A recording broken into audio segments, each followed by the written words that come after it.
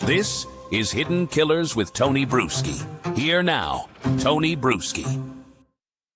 In the echoing quiet of a cold, cement-floored room inside the Washington County Detention Center in Arkansas, Andrew James McGann stood before a judge August 14th of 2025. Every eye in that room, well, the only eyes allowed are on him.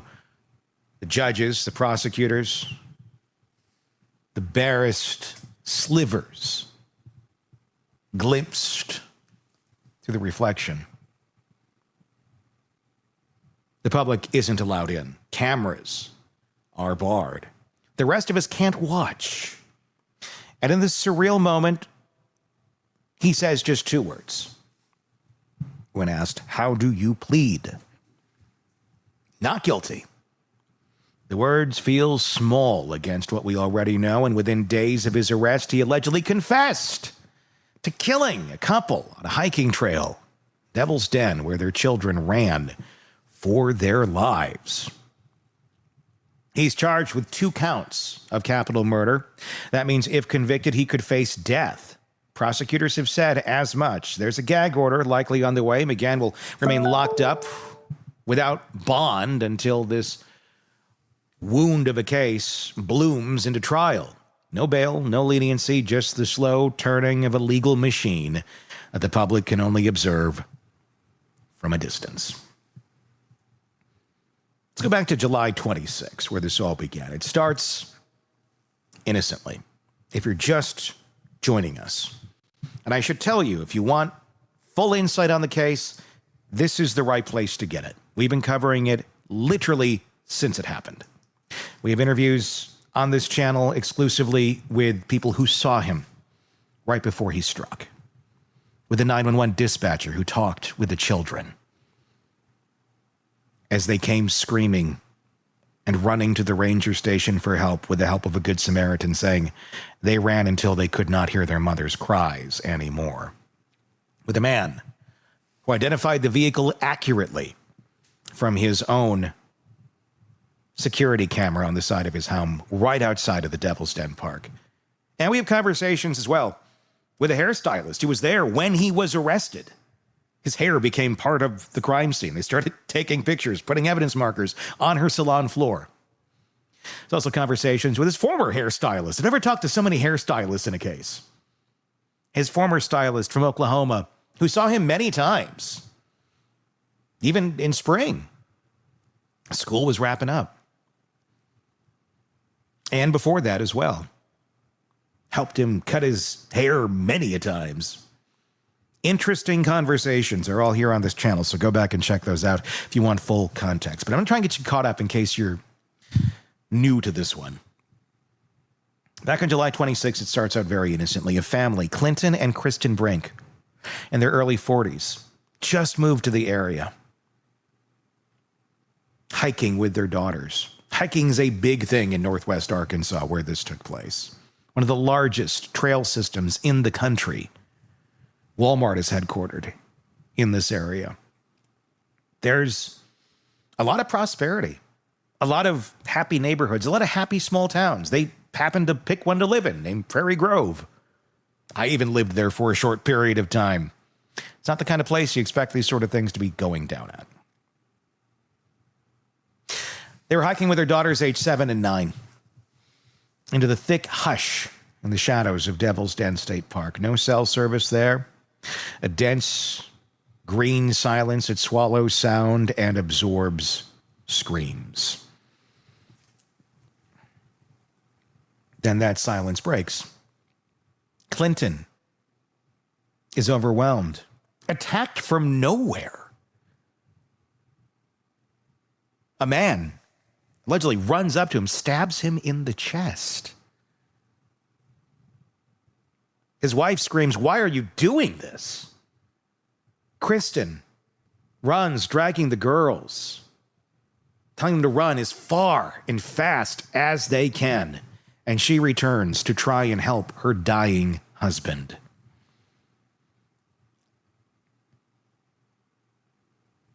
She ends up becoming the second victim.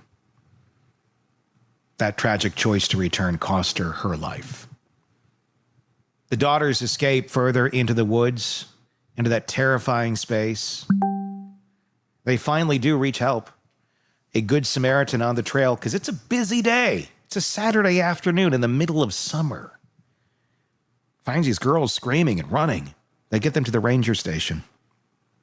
And those haunting words that I'm never going to forget that we heard from the 911 dispatcher. They ran until they couldn't hear their mother screaming anymore.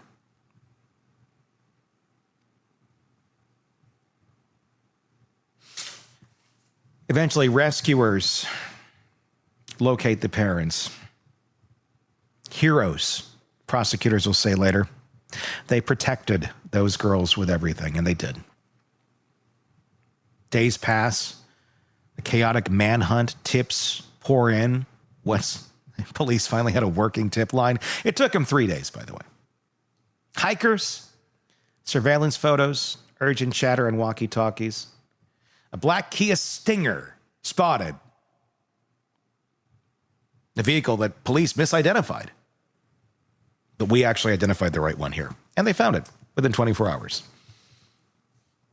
Those two children, their descriptions, their survival becomes the linchpin. State police assemble clues, DNA from blood at the scene, a vehicle, an image, a name. Andrew James McGann. That's him right there. Looks like a lovely fella, doesn't he?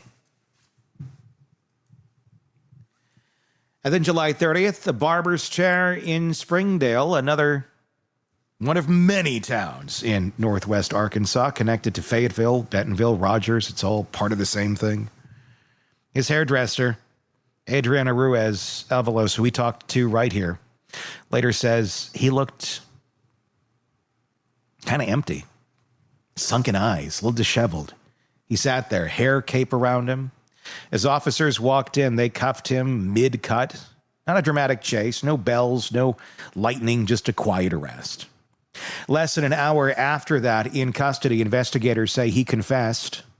DNA matched he, who had licenses to teach in Texas, Oklahoma, and Arkansas, whose past roles carried whispers of odd behavior, tickling girls, favoritism, inappropriate comments.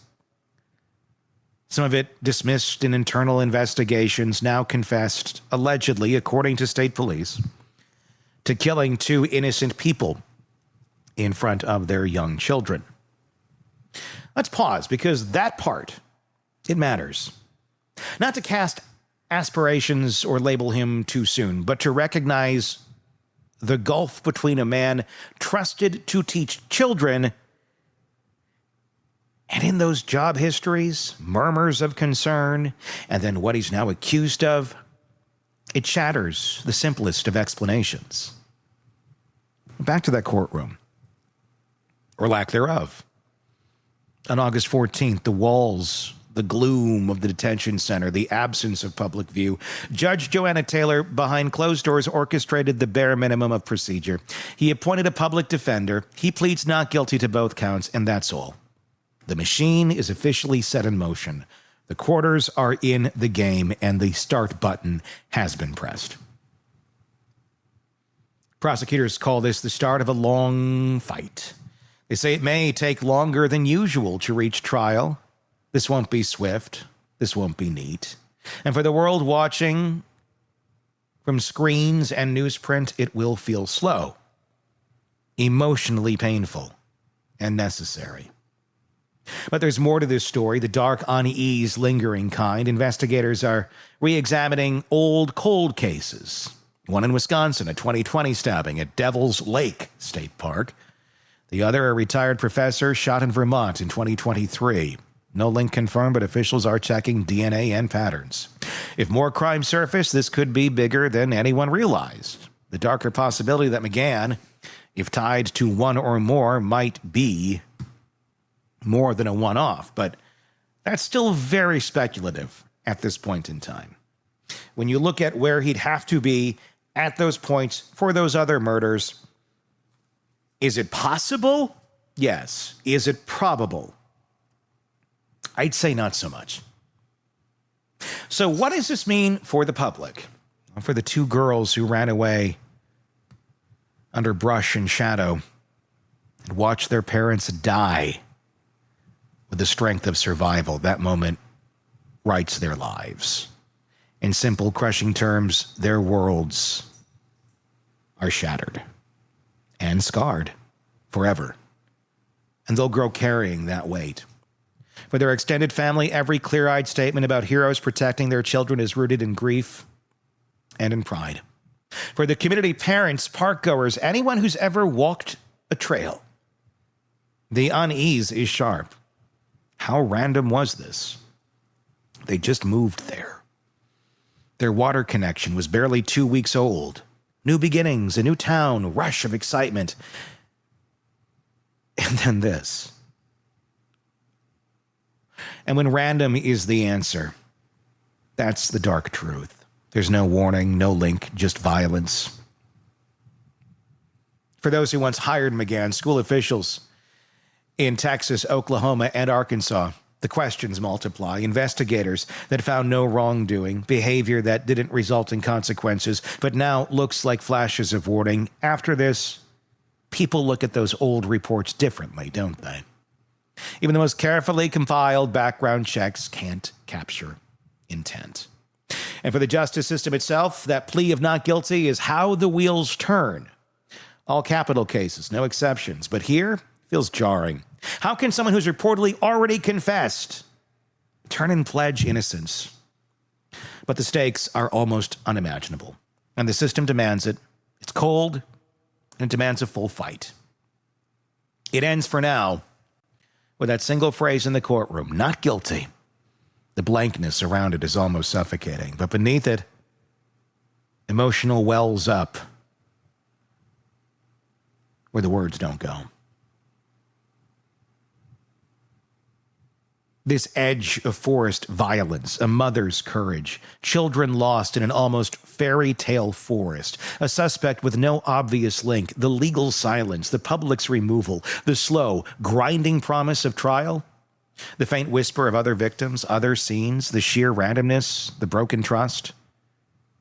There's no neat conclusion, no closure here.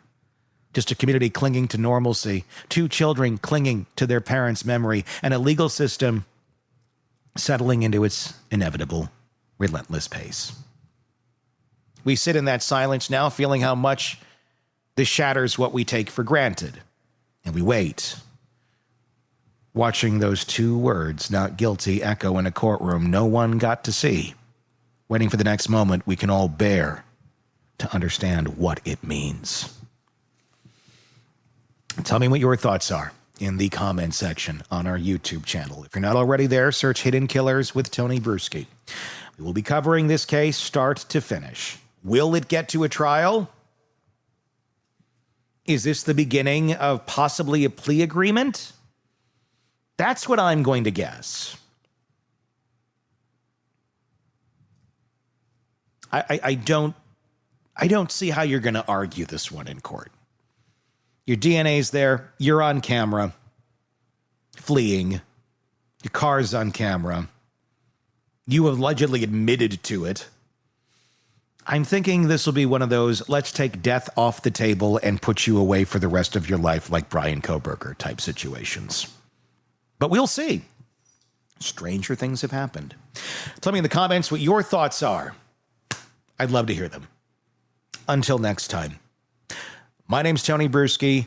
We'll keep covering this, and we will talk again real soon. Want more on this case and others? Then press subscribe now and don't miss a moment of true crime coverage from Tony Bruschi and the Hidden Killers podcast.